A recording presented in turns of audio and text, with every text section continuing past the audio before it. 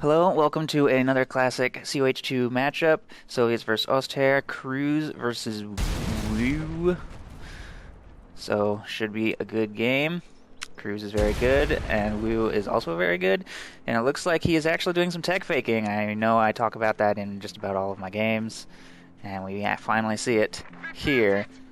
And in fact, he did make two explosion noises, but he is placing, of course, the crater, or the original building on top of the original crater there, so that's to be even more confusing. If you only make one explosion noise and he happens to catch the crater placement, then he will know, but since he made two explosions, he doesn't know for sure which one is the actual building he's building. It's not actually that important versus Oberkommando West.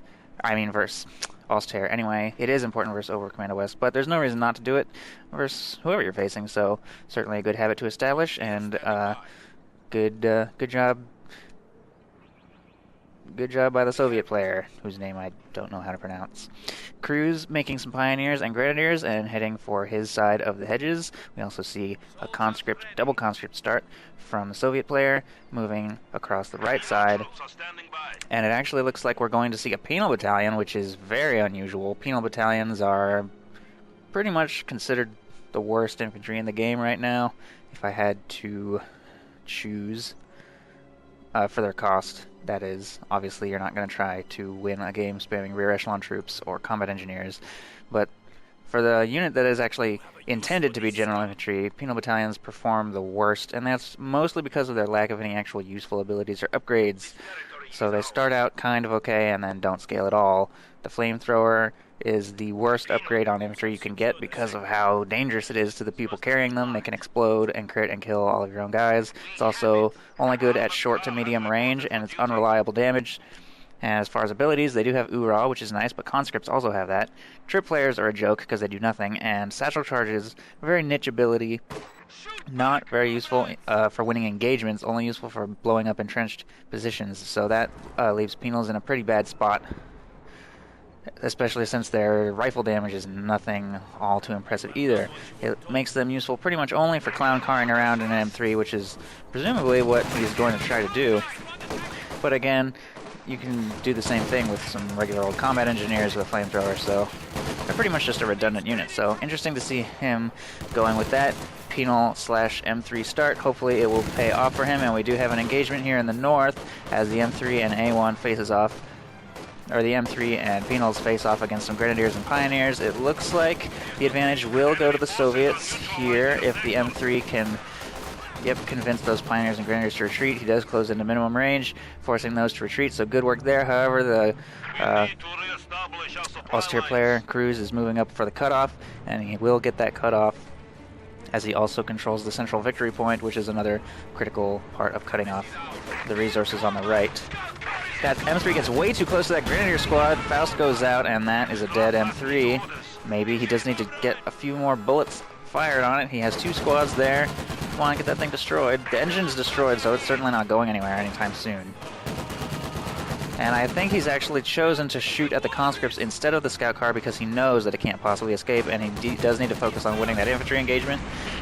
Squad of grenadiers coming up from behind does get the kill on the vehicle as they're rounding the corner, and these grenadiers should be able to force those conscripts away, so that is going to put the Soviet player at a bit of a disadvantage. He never got to really fully utilize that scout car, unfortunately. He never even really had a flamethrower inside, although he does have the munitions for a flamethrower upgrade on one of these squads, should he choose to do so. And we actually see a sniper coming out now, so that hopefully will help him put a little bit more manpower bleed on his opponent, since he's not doing great for territory, although he's not doing poorly for territory either. He does have control of both major fuel points. Penal Battalion moving over here to chase off some grenadiers. They are taking up a position in this house, so they'll be rather difficult to unseat if he doesn't get a flamethrower upgrade soon. He's actually throwing a satchel, which is extremely easy to dodge with grenadiers. That was a huge waste of munitions. Definitely should not have done that, although the building is completely destroyed, so at least he won't be able to get back inside, ever. So not a total waste, I guess, if you consider destroying the building a useful objective. This penal squad is actually continuing to circle around the left side unopposed until some grenadiers are going to move to deter that, and this penal squad is actually taking heavy damage from Pioneer fire. It does manage to force the Grens to retreat, though. This sniper is now hitting the field, and it should be able to force those Pioneers away, assuming these conscripts do a good job spotting for it. And it looks like it is going to move over there to help deal with that. And we actually see an Austere sniper hitting the field, which is very surprising.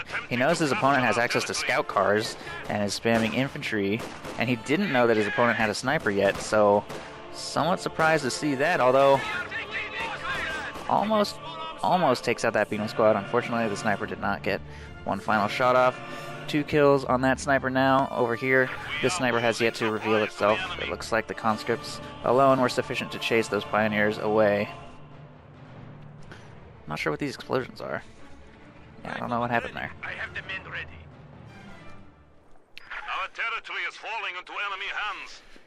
Some harassment going on by some Grenadiers over here on the left. Sniper repositioning towards the center to pick off some combat engineers, it looks like. This sniper is holding fire in the middle, as he does know his opponent has a sniper. He hasn't revealed his own sniper yet, so he wants to go for the counter snipe, it looks like. He's going to have to get a little closer, though. He will be exposing himself. There's not much cover between his combat engineers and his sniper. Combat engineers actually go for a full retreat. He's instead going to try to get that sniper to expose itself with these conscripts, and that sniper is now in range of the Soviet sniper. Will he get it? Oh, will he get it? There it is, counter snipe, and the Austere sniper goes down. First kill of the game, almost gives him Vet 1. Look at that. That's how much veterancy one sniper kill is worth. So that hurts a lot for Cruzz. He's probably pretty frustrated by that. Same time, infantry engagement's not going all that well, however, for Soviet player. His penal battalions are having a little bit of difficulty contending with the enemy grenadiers. Sniper's also getting chased around by some grenadiers. He actually goes for a full retreat. Not sure if that was necessary, as these grenadiers are going to get suppressed by the base machine guns. If he had continued to do a little dancing, he probably could have gotten a snipe or two off on those in relative safety. Penal battalion over here also succeeds in pushing away a grenadier squad, and we do see that he has spent no munitions on flamethrower upgrades, so I think that he actually knows that flamethrowers are not a particularly efficient expenditure of munitions. He's instead going to save those munitions for the DP machine gun upgrade on his fresh guard squad, so we do see that ISU 152 commander has been chosen.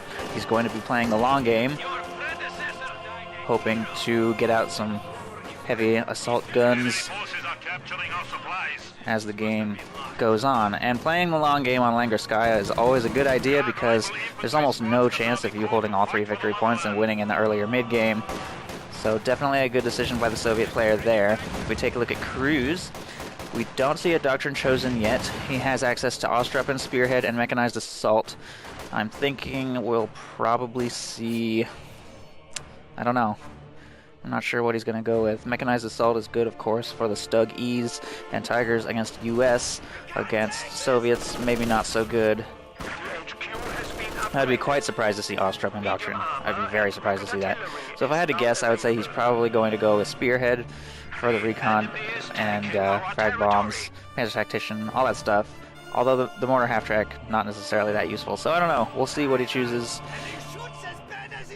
Grenadiers continuing to defend on the left from harassment by conscript/penal battalions. Guards have moved up into a defensive position behind this haystack, and their DP machine guns will make it quite difficult for anything to approach. Penal's also hiding in ambush over here. Combat engineers are upgraded with a flamethrower, but they're taking heavy damage. Just raw firepower from the LMG.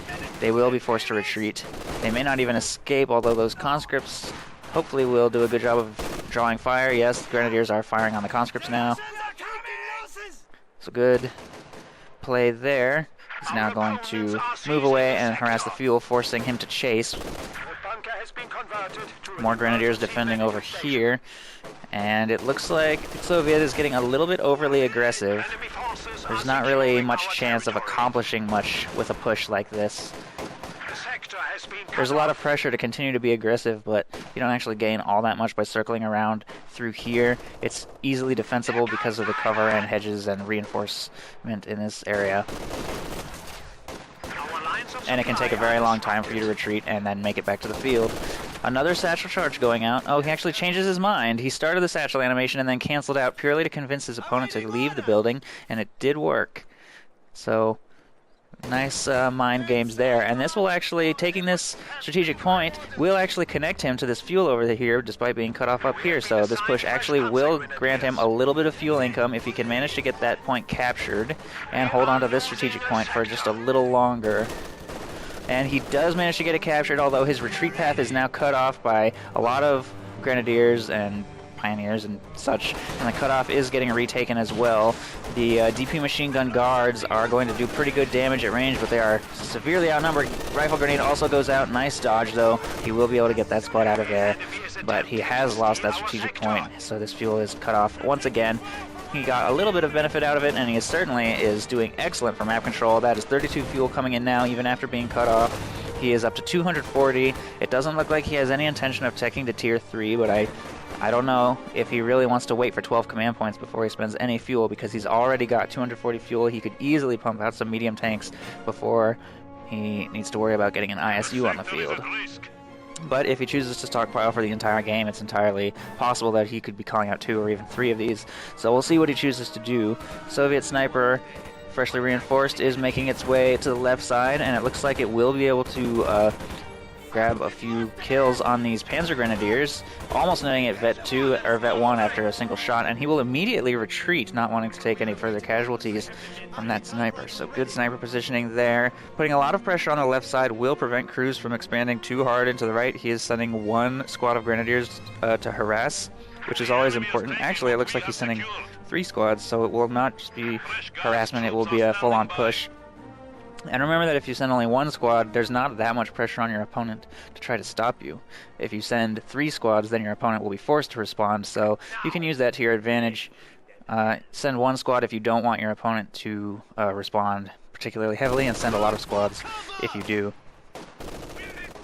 And that can help you control the pace of the battlefield, assuming your own territory is not suffering as a result. So rapidly capturing the right side, we do see another DP upgraded squad over here. Grenadiers also holding up against, looks like we do have a flamethrower upgrade finally on this Penal Battalion, as well as some Vet 2 conscripts pushing their way down there. If he charges, he should be able to win that engagement. DP goes out against these Grenadiers. Also a grenade, rather nicely placed actually. 1 flame burst could be the end of that squad. Very nice flame crit on the leading man. Second flame burst does not connect, and he's not able to cut off the retreat path over here because there are some screening troops as well as this squad. So the squad will make it away alive, which is good, but the infantry are pushing up. Catch this Grenadier squad alone, as these infantry were forced to move back to the left to respond to some great harassment on the left side.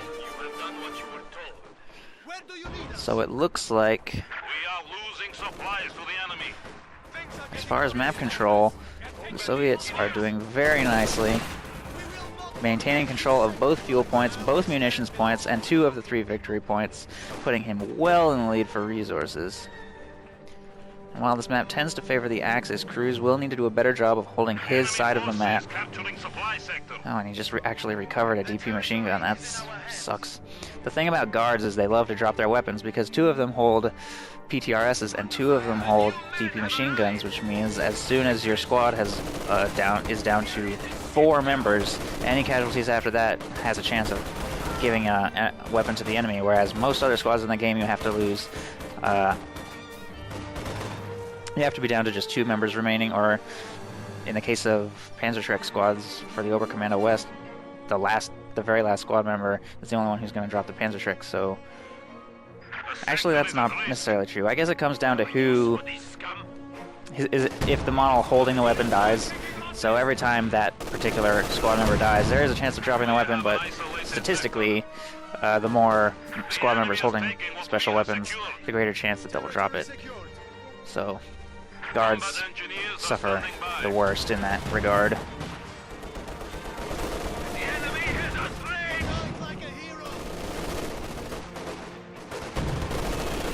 We do have a push coming up over here. Oorah being used for the first time in the game that I can remember to get the flamethrower into range of the house without taking too much damage from LMG fire. And that is going quite nicely for them, forcing that squad to retreat. We do see some more harassment on the bottom. Grenadiers moving forward, but the sniper has moved into position just in time to stop that, and that will net the sniper Vet 1, giving him Sprint, which is, of course, an extremely useful and important sniper ability. Borderline overpowered, some people might say. I'm not sure if I think that or not, though. It is 10 munitions, so at least there's some cost associated with it. And we actually see that a Stug is hitting the field, which is an interesting choice. His opponent still has not teched up to anything. 380 fuel in the bank, so the Stug's not going to help that much against infantry, but of course it will be immune to pretty much everything that the Soviets have to offer. Combat engineers being forced to retreat again. They will be in danger of losing the full squad. Next LMG burst could do it. Stug also helping out with the machine gun there. But it looks like he will escape, just barely. Some infantry moving up to counter this push for the central victory point. And they will be able to take back control.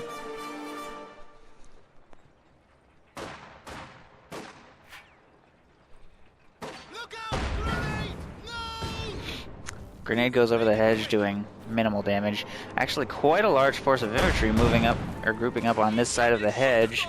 We don't have AT grenades researched, so really the only thing he has that can even hurt the Stug is the PTRS rifles the guards are holding, which are pretty pathetic against real armor.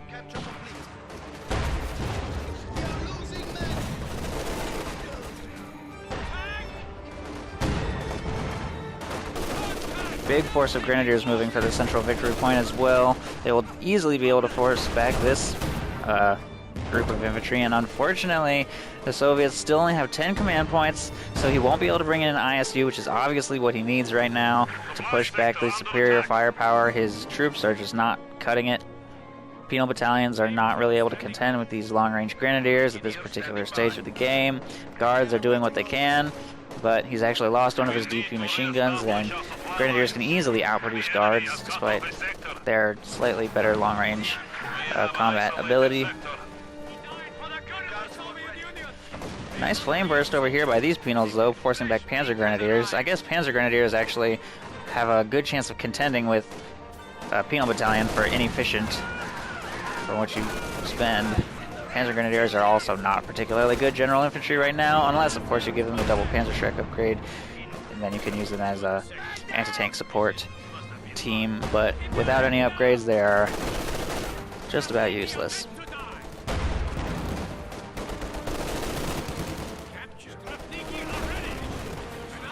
And that's because they used to have armor, but that got taken away, and then ever since then they've not really been able to perform as well as they once did. Big group of guards moving for the Stug. We may see a button here, possibly an AT grenade. No, still have not researched AT grenades. We do see the button. He's not going to be able to do much. Oh, smoke goes out, negating the button. And even if he hadn't done that, his Stug was in no real danger. His PTRS rifles have an incredibly slow rate of fire, and even when they do fire, they do pretty pathetic damage. Another special weapon drop, this time in the PTRS. He's going to attempt to recover that. Does get it on his guards, so this guard squad now has 3 PTRSs and the other one only has 1. Lots of packs being set up here as well.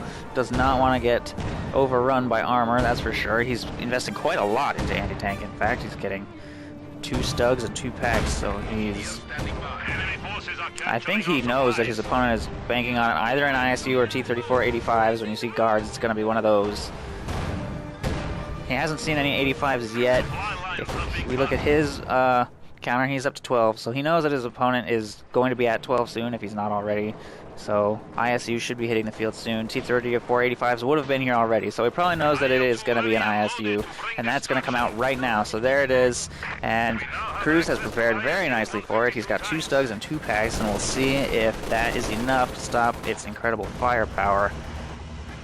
Enemy forces are neutralizing a sector. And it could come down to good luck. ISUs can take out full squads, blow up a pack in one shot if you're unlucky, so we'll see what happens. It also does incredibly powerful damage. to any target really, so even the Stugs will be vulnerable. And it looks like, oh, nice entrance, almost wipes a full squad. He's going to charge it though. Looks like he's trying to get a Faust off, but changes his mind quite quickly. So it makes quite a grand entrance. Cruzz is moving to respond. He's moving those AT guns up. They're rather clumped though. He might want to consider spreading those out. It would be a shame to lose both in one shot. Another nice shot, taking out 2 Grenadiers. Pack fires, doing nice damage. Stug fires, also doing nice damage. ISU already down, actually, to about 75%. Next shot misses. Oh, and we actually see target weak point on the ISU being used, and that will shock him a little bit. It's doing a good job deflecting shots, though, at max range. Those Stugs will probably not quite be able to take it out unless they get really aggressive, which could be dangerous. Still no AT grenades research, but look at the damage from just one shot on that Stug, putting it in grave danger. One more shot like that could take the Stug out entirely. So this is definitely the heavier assault gun. Unfortunately, if we look at the terrain a little bit right here, we will see that this high elevation right here is going to make it somewhat difficult for the ISU to get shots off from inside the base sector. They're falling a little bit short, hitting the terrain and not quite hitting the target, which can be a disadvantage. Trying to use an assault gun from the northern base. If we look at the southern base, the terrain variations are not quite as bad. Although, yeah, it's mostly just this hill right here, this sort of general area is where the elevation really sort of increases.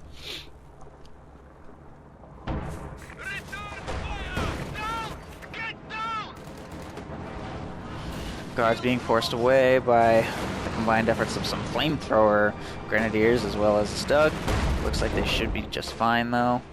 And excellent fuel control continues by the Soviets, holding both the north, or the left and the right side fuel, but victory point control is definitely going in the favor of Cruzz. He is down to 276. Whereas his opponent has 400, but he will very likely be able to maintain control of these 2 victory points if he just continues to force these retreats with his vetted infantry and assault guns. And he's actually keeping his packs and this Stug in a very far back position. He doesn't want to leave them exposed to any infantry pushes until he has sight on that ISU, and he knows that he can make another push for it without getting punished too hard. And he knows that all it's going to take is about 2 shots from an ISU to take out one of his Stugs. Probably only 1 shot to take out a pack. Unfortunately, because he's being forced to repair, the Soviets not quite able to keep it firing. And if it's not firing, then it's not, Ooh, look at that. Through the hedge. I think he may have used attack ground for that, and that does devastating damage. The guards also got 3 PTRS shots. If you heard the clink, clink, clink, this is the squad that has 3 PTRSs now. It almost took the Stug out entirely, so that was very close. Looks like the ISU is going to take another shot at this Grenadier squad.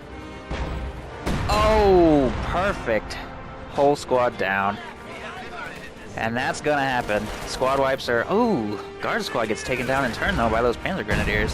That's something you really need to prepare for, is once an ISU hits the field, you just need to accept that sometimes your squads are just gonna die, and there's nothing you can really do about it, unless you just refuse to put any infantry in its arc of fire for the whole game, which can be difficult. Very difficult. That Stug really needs to move back for some repairs. It's actually in range of the ISU right now, if it only knew. Flamethrower squad, fighting flamethrower squad over here. Rifle grenade goes out, but they're really spread out, so that was actually a bit of a waste. I think he was trying to actually detonate the flamethrower, but it didn't work. Guards also chasing away some pioneers over here, but they are going to trigger some S-mines. But, ooh, looks like he doesn't care at all and is going to continue capturing that point. It looks like that guard squad actually dropped one of their PTRSs over here. And this is the Grenadier squad with a DP machine gun, so they're actually turning into a bit of a guard squad themselves, if they were to recover that. I think he actually can't recover that because he already has an LMG-42 and a DP machine gun. He'll have to recover that with a different squad. Victory point control has gone back to the Soviet thanks to ISU cover. That Grenadier squad is a little bit exposed, I think. Could fire soon, I think. They're actually rather clumped as well. Yes, they are, and boom, another full squad down. That is just devastating. We actually do see a Panzer IV hitting the field now, so some actual medium armor. Stug's not really medium armor so much as it is an assault gun. I guess it's medium armor. It's not a tank though, it's an assault gun. Oh, rear armor shot by the ISU. It's actually getting a little aggressive, and we see a second one actually hitting the field. This one's already up to 17 kills, almost vet 1, and he was indeed stockpiling all of his fuel for the entirety of the game, hoping to get 2 ISUs on the field, maybe even thinking of a third if he can push the game that long and maintain fuel control for the next several minutes. It could happen. Ooh, P4 is getting rather close to the ISU, but this one is horribly positioned. Oh, was trying to get a shot off on those grenadiers, and it was not able to respond particularly well to this push. It looks like that one's going to be forced to move away. This one really should not turn itself towards that P4. It should stay focused on firing at this stuff up here. Oh, ISU does fire on the Stug, taking it out as it was already damaged. This one, unfortunately, has completely turned itself around. You really need to be careful about doing that. They're so slow and cumbersome. He's kind of already committed to that maneuver, so now he's just got to play it out and circle himself around, taking heavy damage. Smoke, Panzer Tactician Smoke actually goes out for some reason. I don't know why he did that. That will block his packs from firing on these ISUs. I don't know why he did that. And we also see Mark Target going out on the P4. So that should be interesting. This ISU is really exposed to those 2 packs, and it's abandoned. It's not destroyed, but he will probably take another shot. No, he will not. He's actually rotating to fire on the ISU first. It looks like the PTRS is going to be what destroys this Panzer IV, as he's trying to aim the ISU at the packs. Shot misses, though. The packs are going to be exposed to the base gun fire. And I think he is being forced to use attack ground to try and hit it at max range. He probably has lost vision of it, and it is slowly working its way out of the arc of fire, and it should be fine. He will be forced to move those packs away, or he'll lose them. Oh, he does, however, destroy the abandoned ISU at the last second before the grenade comes out, wiping that pack, and this one will be soon to follow, it looks like. Yes, it does go down. Stug is charging the base. Oh, and the ISU is caught slightly out of position. It wasn't ready for that charge. He may get it. There it goes. Second ISU down. So he goes with the super all-in base rush with the last Stug, and he does manage to take out the second ISU. Meanwhile, we do have some infantry engagements happening in the midst of all this. These Vet 3 penal squads are actually probably going to chase off or kill all of these infantry over here. Some grenadiers are left over here. It looks like just about all the infantry on the map is dead in the midst of this huge assault gun battle.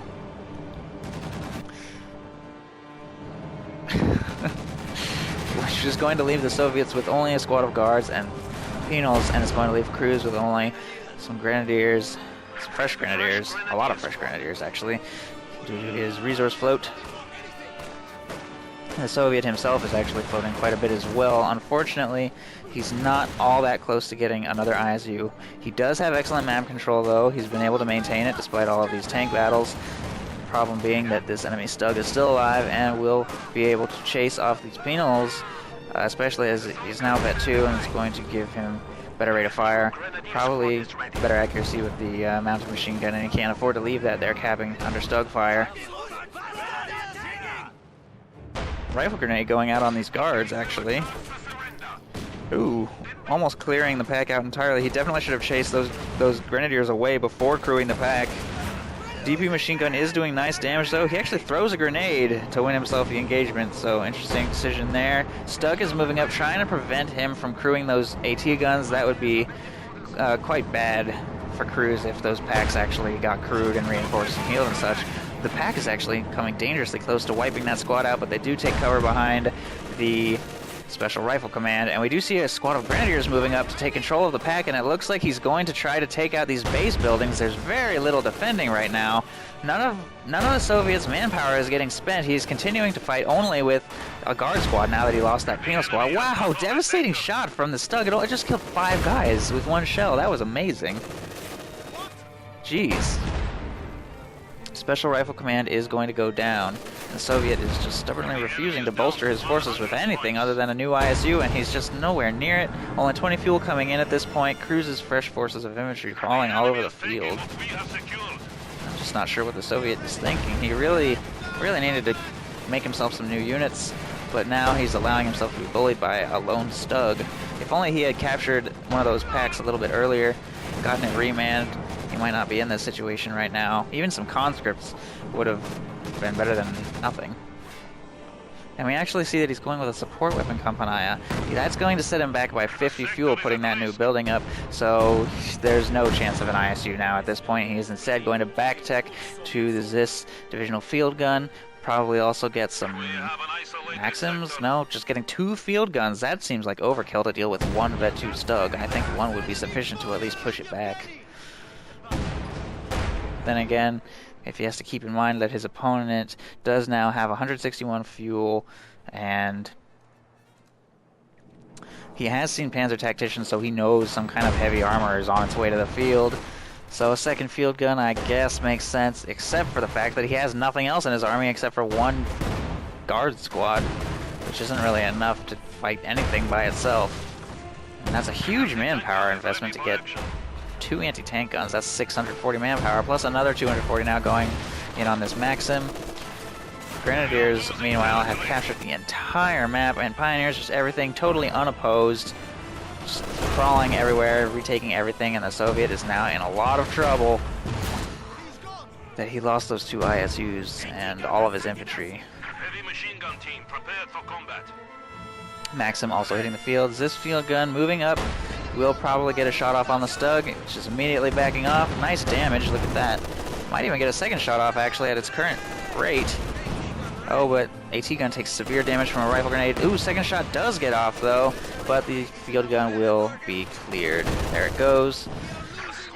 That will force the Stug back for repairs, though. We do see some harassment by these combat engineers back here down in the south. Maxim also moving up, going to try and chase away a grenadier squad over there, and we do see the second field gun coming out now. He's going to need to recrew this one somehow, but that's just more manpower drain. And it's going to be very difficult for him to recover from this situation. He is 60 fuel away from 1 more ISU. He went in so hard on those ISUs, and he really couldn't afford to lose them, and now it's just sort of a desperate scramble to recover. And I think Cruzz did a better job of recovering from that engagement too. Both of them were brought down to just about nothing, and they had similar resource levels. But Cruzz bounced right back, cranking out tons of grenadiers and infantry to retake the map, knowing his opponent had just about nothing left. Whereas the Soviet player, I guess, didn't quite know what to do. I think the fact that his opponent still had a Stug was also very unhelpful to him, but it's just 1 Stug, and it can't be everywhere on the map at once. So he didn't quite react to that situation optimally. Of course, I'm sure he wasn't planning to be in that situation in the first place, and Our territory is falling into enemy hands. Guard squad ready. he is holding on as well as he can. He does still have control of 1 victory point, and he hasn't let this fuel point fall to the enemy, even though he doesn't hold it himself due to the cutoff over here. But he's really struggling to get his army back into shape. Only 4 units on the field right now. Cruzz, on the other hand, he's cranked out 3 fresh grenadier squads. This is the only squad he still had left. He also had 1 pilot squad. Everything else is brand new. He even made an MG42, which is a very interesting late game purchase. Really nice. He's going to use that to try to pin his enemy down in the base with what little infantry he does have left. He's also got this recruit pack over here, and there's the Tiger also hitting the field. So lots of units for Cruzz, and he was fortunately able to bring in his heavy armor just that little bit earlier. That's a 230 fuel purchase for him, whereas the Soviet still needs another 40 fuel with only 7 coming in now per minute before he'll be able to afford an ISU. So it looks like there's just about no chance for the Soviet at this point. Now there will be a Tiger on the field, and he was right to get these 2 field guns, I guess, as that will, I don't know, that will deter his opponent from just steamrolling his base, but honestly, without support, they're just going to get chewed up by these grenadiers.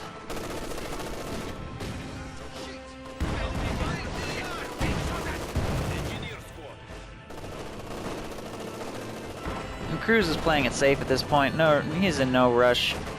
He's just sitting back with his tanks and defensive line, letting his opponent sort of feebly charge it. He's not going to go crazy with the base rush. He's just sort of taking a few pot shots at max range. This tree is apparently not crushable by tigers, so keep that in mind. He actually is going to close in on these field guns. Wow, look at that shot from the tiger. Completely clears the AT gun out in one shot. See, it really doesn't even matter that the Soviets have 6-man teams. It just makes no difference. Not against AoE damage anyway, against small arms fire, of course. It does make a difference.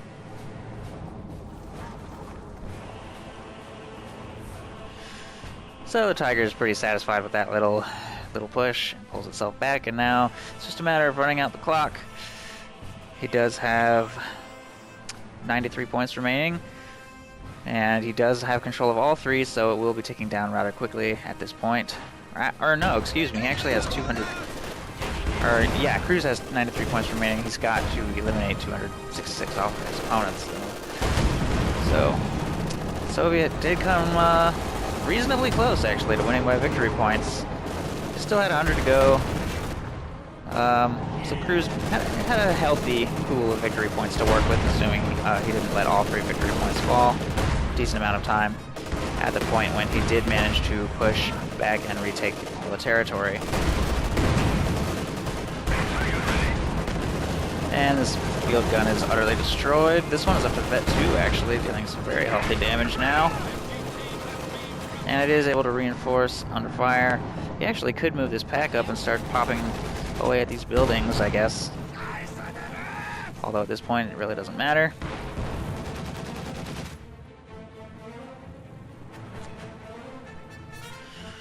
And even at this point, he's still 3 full minutes away from being able to afford a new ISU. He actually does have the manpower for it, though.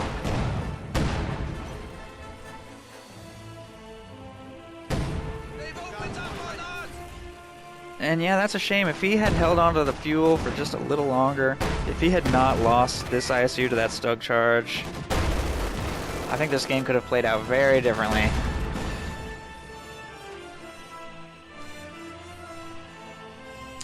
And that's going to wrap up the game, so nice play by Cruzz taking out those ISUs. He was super aggressive with his assault guns, making sure that they didn't get a chance to be repaired. And once they were down, that was pretty much the game. I think that there was a brief window in which things could have still been even if the Soviet had recovered a little more gracefully, but even then, I think it would have been really difficult. I think once those 2 ISUs were down, that was just, I mean, that's a massive investment, so if you let them die, then that's pretty much going to be the game. Anyway, hope you enjoyed it, and thank you for watching. If you have a replay that you think would be fun to have me cast it, then feel free to send me a message. I love to do those. And otherwise, that's it. Thanks for watching.